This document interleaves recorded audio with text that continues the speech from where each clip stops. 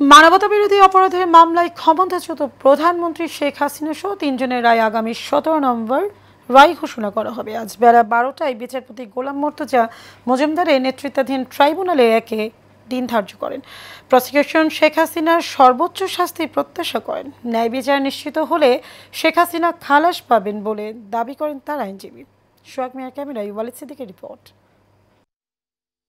জুলাই আগস্টের হত্যাযজ্ঞের মামলায় শেখ হাসিনা, আসাদুজ্জামান খান কামাল, চৌধুরী আব্দুল্লাহ মামুনের রায়ের দিন ধার্য করলেন আন্তর্জাতিক অপরাধ ট্রাইব্যুনাল। আগামী সোমবার ঘোষণা করা হবে রায়। 10 জুলাই থেকে 23 অক্টোবর 3 মাস ধরে চলে হত্যা মামলার সাক্ষ্য, যুক্তিতর্ক ও পাল্টা যুক্তি উপস্থাপন।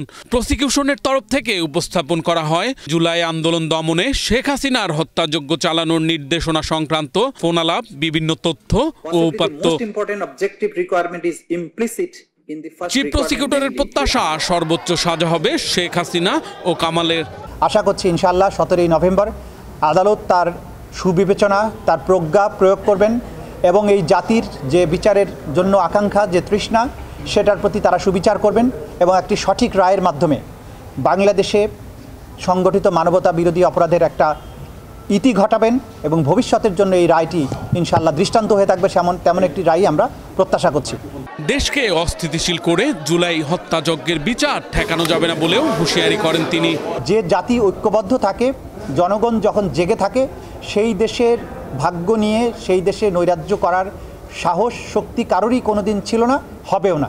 হাসিনা কামালের পক্ষে রাষ্ট্রনিযুক্ত আইনজীবীর দাবি, শেখ হাসিনা হত্যাযজ্ঞ চালানোর কোনো নির্দেশনা দেননি। তার প্রত্যাশা ন্যায় বিচার নিশ্চিত হলে খালাস পাবেন শেখ হাসিনা।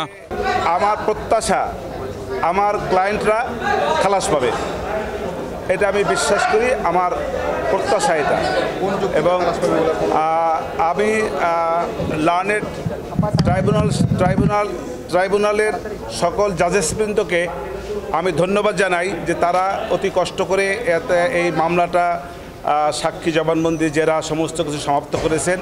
রায় দেওয়ার তারিখ নির্ধারণকে কেন্দ্র করে নিরাপত্তা জোরদার করা হয় আন্তর্জাতিক অপরাধ ট্রাইব্যুনাল এলাকায়। Walid Siddiqui, Asian television, Dhaka.